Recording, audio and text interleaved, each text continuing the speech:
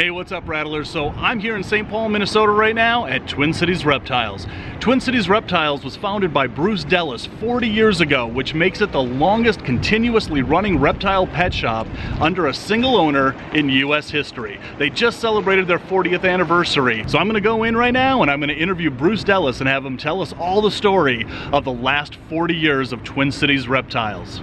I'm Dāv Kaufman and I am obsessed with reptiles, and I have been since I was 9 years old. 25 years later, I made a trilogy of award-winning movies about them. Now my life is all about touring the world in search of them in wild places and checking out some of the most awesome breeding facilities and reptile expos while I'm at it. So come with me and join my Reptile Adventures. At Zilla, we are dedicated to the innovation of caging, lighting, and equipment solutions that provide proper husbandry for your pet's long and happy life. To see our entire catalog, visit zillarules.com.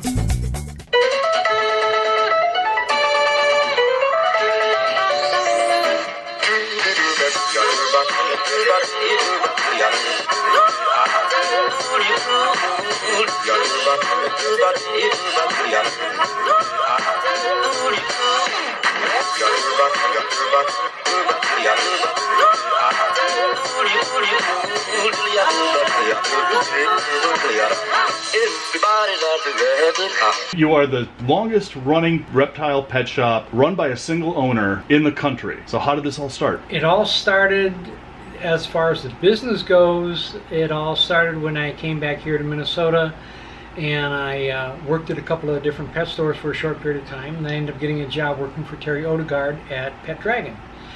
I worked for him for a period of time running the mail order business, which is way pre-internet and cell phone and all that good stuff. So this is what, 70? This is 77, I believe. 77. 77. And we'd print out a price list and we'd mail it out to certain people that he had as his customers, and I would do the outstate sales, so to speak. And then I quit working for him and went to a construction job. And about a year or so later, he decided he basically had enough of it, and he offered to sell me the business, which is funny because as far as buying the business, it consisted of a 3.5 inch by 5.5 inch metal box that basically held index cards.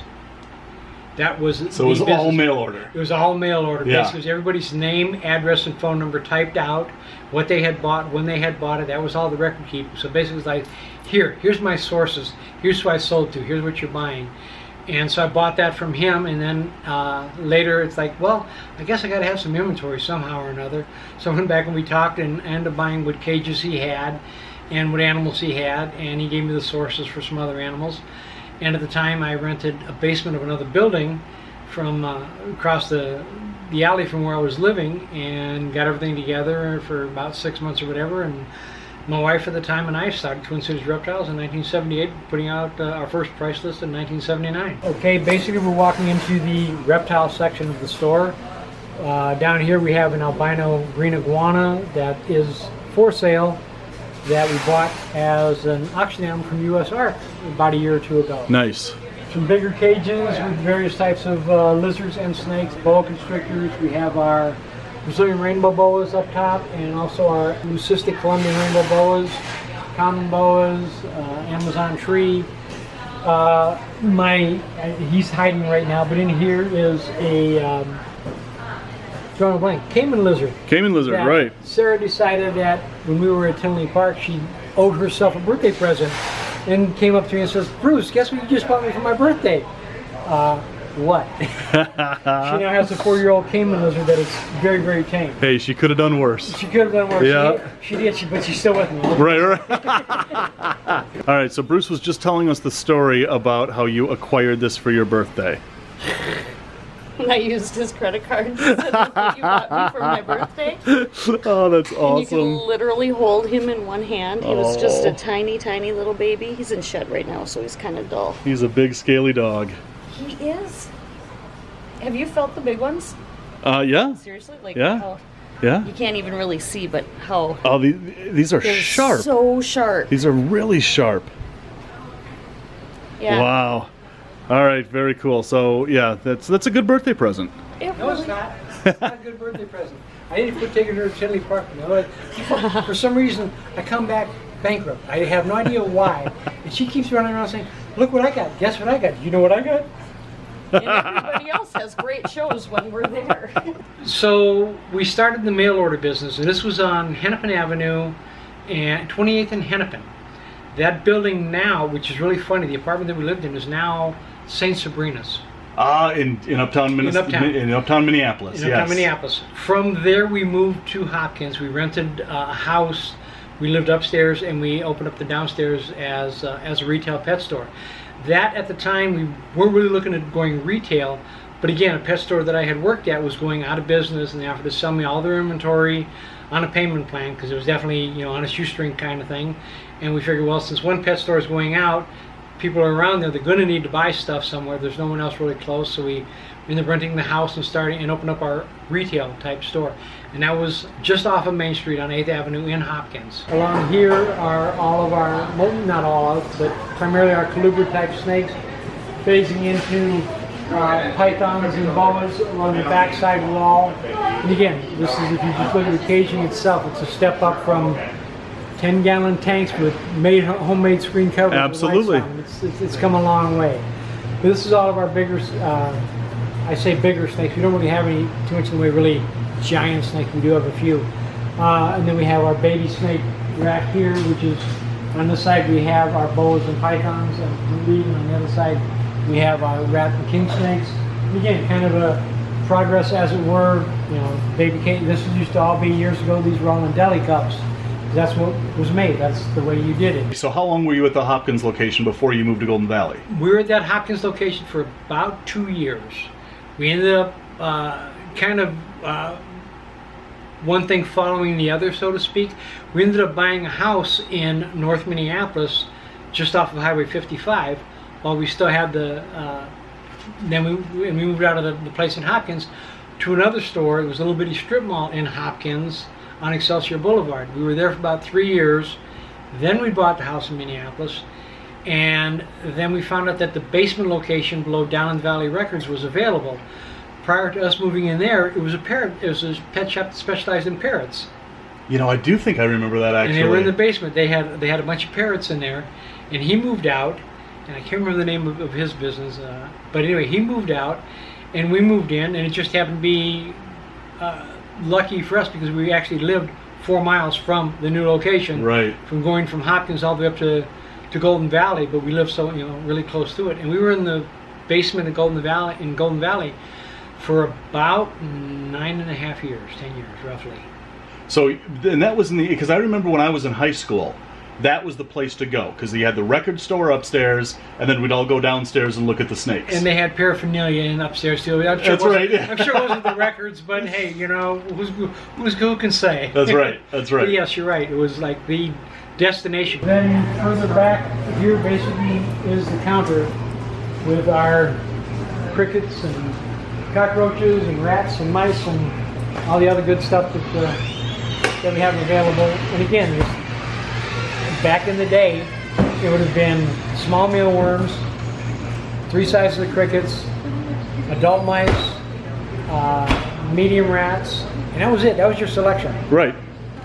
Maybe frozen, maybe live if you were lucky. And now it's like 5 types of feeder cockroaches, hornworms, waxworms, superworms, you name it. It's, you know, We have come light years in the past 20 years. Yeah, you know, the displays for the animals have come, you know, behind the counter. Again, we were lucky if we could fill half of a freezer, and now we've got, you know, 3 freezers constantly running, just keeping stock, keeping right. them in stock.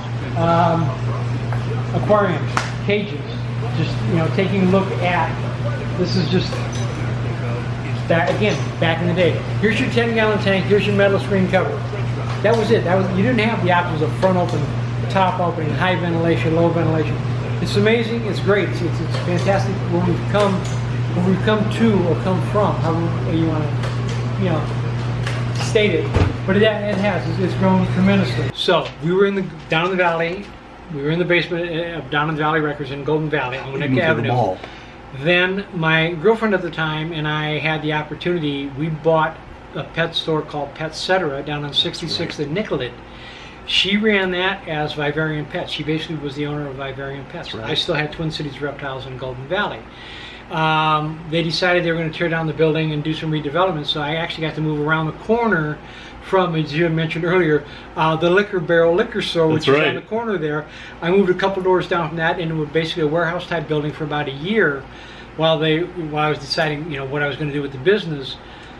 Gloria still had Vivarium Pets. We decided at the time to move Twin Cities Reptiles into and take over the reptile part of Vivarium Pets. So it was Twin Cities Reptiles within Vivarium Pets. And we were there for probably 2 or 3 years. And then we found this location and we moved both businesses here. So we had both Vivarium Pets and Twin Cities Reptiles. And after about a year and a half, we just basically faded out the Vivarium Pets name and went back to the original name of my store, Twin Cities Reptiles, and I've been here for close to 20 years now. 20 years. So you're at this location here in St. Paul, Minnesota for 20 years now. Yes. It doesn't seem like it's been 20 years. Tell me about it. Yeah. It doesn't, except when I start to pick things up and I go like this to my back. Right, exactly. It does seem like 40 or 50 years, but you're right. Exactly. It doesn't seem like that long here or even that long in the business. It really doesn't. Right. So this location here in St. Paul is the longest place that you've been under Twin Cities Reptiles. Correct. This side is basically amphibians and then going down to lizards. Poison arrow frogs, again, something that you would maybe see 1 or 2 in a store if you were lucky back in. Now there's dozens of different species that are captive bred, captive born, as opposed to super rare, can't keep alive for a month kind of thing. So we've got the poison arrow frogs and smaller frogs here, the larger frogs going over here. The species availability, which you can get, what people think now as blasé, with red eyes, whites, milkies. These things were holy grail animals. Absolutely, they were. Now they're going back to being because they're shutting down so much so much importation. Right. Two animals, I just want to bring this up, 2 animals that were, I don't want to say junk, that's the wrong word, very cheap, quote unquote disposable. You could buy them anywhere, anytime. Fire-bellied toads, fire-bellied newts. That's right. Guess what's not being imported anymore? Guess what you can't find unless you want to pay a small fortune for it? That's right. Fire-bellied toads and fire-bellied newts. That's right. Every single pet shop had them. Yep, and again, if we can get a heads up on what's going to be unusual or rare, we can try and reproduce them. But because once it becomes common, people don't want, it's not worth the money to breed it. There are people that have a love for an animal, they don't care how much money they make or don't make. They love that animal. But there's other ones that look at it as a commodity, which everything is to one degree or another. Absolutely. So, but getting a little ahead of the game would definitely be nice. And people are getting better at that now. In the reptile community, and in bird community, whatever, they know something's going to be, they're willing to work with it more. And then we break down into the various types of lizards and stuff, and geckos, crested geckos, giant day geckos, different types of swifts. There's a number of different things. Water dragons, very low maintenance tortoise, very low maintenance. That's the pet rock variety. It's the pet rock variety tortoise. That one I can guarantee the longevity of. Right. Again, back into different types, different types of lizards, self-ins, iguanas, different colors of iguanas, bearded dragons, most of the stuff. And I have to say this, and I complain. I love my wife and my daughter, but I want to strangle both of them almost every day when they're walking. Only because if you look at these cages, they are so well set up that you can hardly find the animal. Right. It's like, we're here to sell. We're not a zoo. We're not a museum. But the animals thrive. The animals do well with it. If it works, ain't broke, don't fix it. That's right. If it works, that's great. I'm used to the old, water dish, a hide, boom, end of story. Exactly. But, the aesthetic of these cages, I think, kind of illustrates how to do this, and therefore, people are going to say, all right, well, sell me the cork bark, sell me the plants. Exactly, and right. They realize what they can do, where it doesn't have to be just the basics of, and granted, these are empty cages ready to be reset up, but it doesn't have to look like that. Right. My guess is part of the popularity of the reptiles and stuff is that it's so much easier to maintain them now. It's not as difficult, and people realize they can set them up and they can leave them for a period of time. And a lot of people's lifestyles are, I think they're more hectic than they used to be, and they can't do the dog-cat thing. Yeah, or I'd agree with that. allergies or with mammals, whatever. that they want to be able to say they have something, and they want to be able to be responsible for an animal, and I think that's great. I have issues when they take it too far to where it's my cute little cuddly pet, blah blah blah kind of things. Like, they don't really. I have a problem with anthropomorphization. Right. To a certain degree. Respect the animal, love the animal as best you can, but treat it as it is for what it is. Absolutely correct. I think what we've learned as far as husbandry is fantastic. I think the products that are out there are fantastic. The only complaint I have is the newer people that know all this stuff or learn all this stuff think it didn't start that way. Whatever you're doing successfully with your heat tape, with your tubs behind me that some people don't like, this, that, or the other, we were doing before heat tape was even a reptile product. Before rack systems were even done. Right. We were using aquariums with no heat. With handmade screen covers and a screw-in incandescent light on the top. Right. With whatever dirt we caught, found outside and used. And it worked. Right. Are the animals healthier? Are they better off? Let's hope so. Right. But for as bad as it was, we were successful then. That's why we're successful now. Right. So there it is, Rattlers, the longest continuously running reptile pet shop by a single owner in U.S. history. And it's not only just a reptile shop, it's the reptile shop that I grew up with. It's the reptile shop that in my youth I used to hang out in and look at all the snakes and the lizards, and it's really what cultivated mine and so many other people's appreciation and love of reptiles. So if you've come here 40 years ago, or if you've come here last week for the first time, we all owe Bruce one hell of a thanks for everything that he's done for our community and everything he's done to cultivate our love of reptiles. So Bruce, congratulations on 40 years, so well deserved, and here's to another 40 years for Twin Cities Reptiles. This is one of the most incredible pet shops in the world, and if you're ever in Minnesota, you've got to stop by and check this place out. So anyway, Rattlers, I'm about to board a plane on a really awesome adventure, so hit that subscribe button, hit that bell so you never miss an upload, and see where I'm going. And until the next reptile adventure, love the planet, feed your reptile obsession, and rattle on.